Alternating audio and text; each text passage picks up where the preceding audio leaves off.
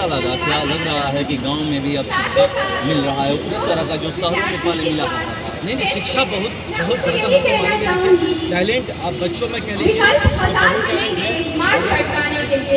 बच्चों का कह लीजिए बच्चों में बहुत टैलेंट है, शिक्षकों में कह लीजिए बहुत टैलेंट है। यहाँ प्रॉब्लम क्या होता है कि दोनों का ठीक सामंजस्य कहीं बैठ नहीं पाता।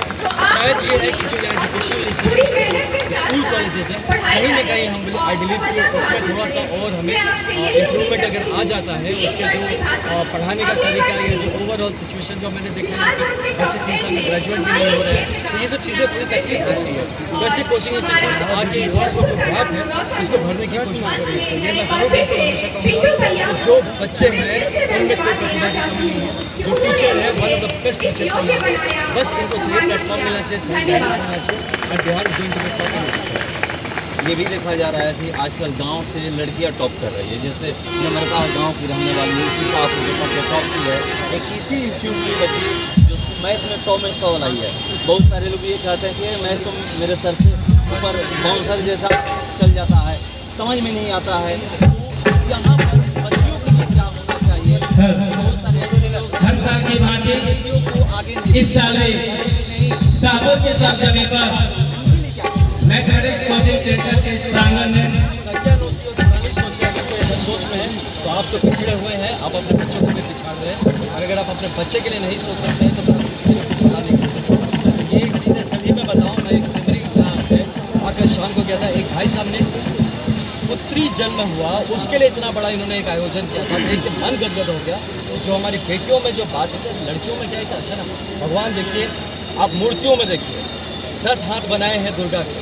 ज़्यादातर जो लड़कों वाले भगवान है ना, उसके मैक्सिमम 4 हाथ ही होते हैं, 4 से ज़्यादा।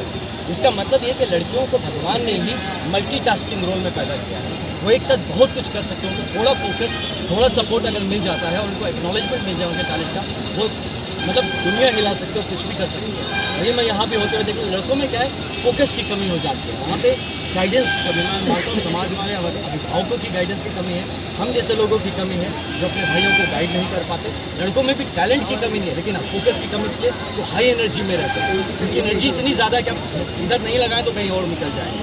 तो एकदम बहते हुए गंगा में, गंगा जो है ना, नदी देखिए, नदियों में गंगा जो है बड़े तरीके से बहती है, उनका वो भी ओवरफ्लो जरूर होता है तरीके से, लेकिन ब्रह्मपुत्र मेल नदी जो है वो जब तक बाढ़ करे रहती है, हमेशा फैले रहती है। तो ये भगवान ने एनर्जी सिस्टम ही ऐसा बनाया कि लड़कों का जो एनर्जी है वो थोड़ा बहुत ज़्यादा एक्सपैंड आउट होता है, उसको हम पकड़ के रखना और एक मार्गदर्शन देते होना बहुत ज़रूरी है। यहीं कहीं ना कहीं लड़के इसलिए पिछड़ जाते हैं और लड़कियाँ, और उसके बाद लड़कियों के फोकस भी रहता है और एक साथ बहुत काम करते हैं। लड़के क्या करते हैं, एक ही चीज़ करने में क्या होता है, बोर हो जाता है, पढ़ो पढ़ो पढ़ो, बोर हो जाता है, बोर हो जाता है, फिर कुछ और करने लगते हैं, फिर माइंड इंटरेस्ट आता है पढ़ाई छूट जाता है। लड़कियाँ क्या है कि एक साथ इतना कुछ करती हैं तो उनका दिमाग चारों जगह बटा रहता है, तो बोर नहीं होती है, उनका फोकस में रहता है। क्या होना चाहिए कि हमारा जो अभी बिहार विद्यालय की जो आपको पता है कि वहाँ नहीं सिलेबस पूरा करके बच्चे ट्यूशन का सहारा लेकर वहाँ पर सिलेबस कंप्लीट होता है, इसके लिए क्या होना चाहिए? देखिए, इसके लिए तो जो करना है, जो इसके मुरब्बी हैं वही करेंगे, हम तो और आप क्या बात ही कर सकते हैं। तो अगर कभी ऐसा सिचुएशन ना आ पाए हम तब ज़रूर उसको हम लोग को कुछ किया जाएगा, लेकिन फिलहाल तो हम जो भी देखिए हेल्प कर रहे हैं। मैं पर्सनली मैंने जीवन में कभी कोचिंग नहीं किया, पता मैं कोई ट्यूशन नहीं पढ़ा, क्योंकि मेरा स्कूल शायद अच्छा था, मेरे कॉलेज अच्छे थे और मेरे पिताजी अच्छे थे जो कि मुझे घर पर पढ़ा रहे थे, तो इसलिए मुझे ज़रूरत नहीं पड़ी। लेकिन आज जब ये दुर्व्यवस्था अगर है यहाँ पे एजुकेशन का, अगर लग रहा है कि भाई नहीं हो पा रहा है, हमारे भी घर के बच्चे जो नहीं पढ़ पा रहे हैं, इंग्लिश मीडियम स्कूल चाहिए, कॉन्वेंट स्कूल चाहिए, कोचिंग चाहिए, तो इनको हम बुरा नहीं कह सकते, क्योंकि ये भी ना रहे तो बच्चा कहाँ जाए भाई, उसको पढ़ना तो पड़ेगा, कोई तो पढ़ाओ उसको। मैं तो इनको साधुवाद धन्यवाद देता हूँ ऐसे कोचिंग इंस्टीट्यूट्स को कि जो इस गैप को भर रहे हैं, एटलीस्ट हमारे एक जनरेशन को अनपढ़ होने से बचा रहे हैं और कई सारे बच्चों को टॉप होने में मदद कर रहे हैं। तभी नहीं तो ये बच्चे जाएंगे कहाँ, ये सोचिए। इसीलिए मैं इनको सपोर्ट करता हूँ, पूरी तरह सपोर्ट करता हूँ। जब तक हमारा बेसिक बुनियादी शिक्षा जो हमारा पूरा संस्थान है वो सुदृढ़ नहीं हो जाता, वी मस्ट सपोर्ट देम। और या तो मैं यही कहूँगा कि हमारी व्यवस्था इतनी अच्छी हो जाए, जो बड़े बड़े टीचर्स हैं जो आजकल देखिए हर जगह फेमस है, यूट्यूब पे, उनको ले आइए आप। शिक्षा जो नॉर्मल हमारा जो रेगुलर शिक्षा पद्धति है उसमें उनको ले आइए, फिर इनके लिए रोज़गार भी हो जाएगा और इनका जो टैलेंट है बच्चों को इस तरह से टॉपर बनाने का, वो हमारे नॉर्मल शिक्षा पद्धति में। अब उसमें भी जैसे हमारी जो बहाली हो, चाहे जहाँ भी हो, merit should be the only concern. आप पढ़ाई लिखाई में अगर मेरिट को ध्यान नहीं देंगे ना, तो सोचिए आप किससे पढ़वा रहे हैं और बच्चे क्या निकल के जाएंगे। फिर अपने बच्चे जिनके पास बहुत पैसे हो जाएंगे, बच्चों को दून स्कूल ही भेजेंगे और बाहर ही पढ़ने को भेजेंगे।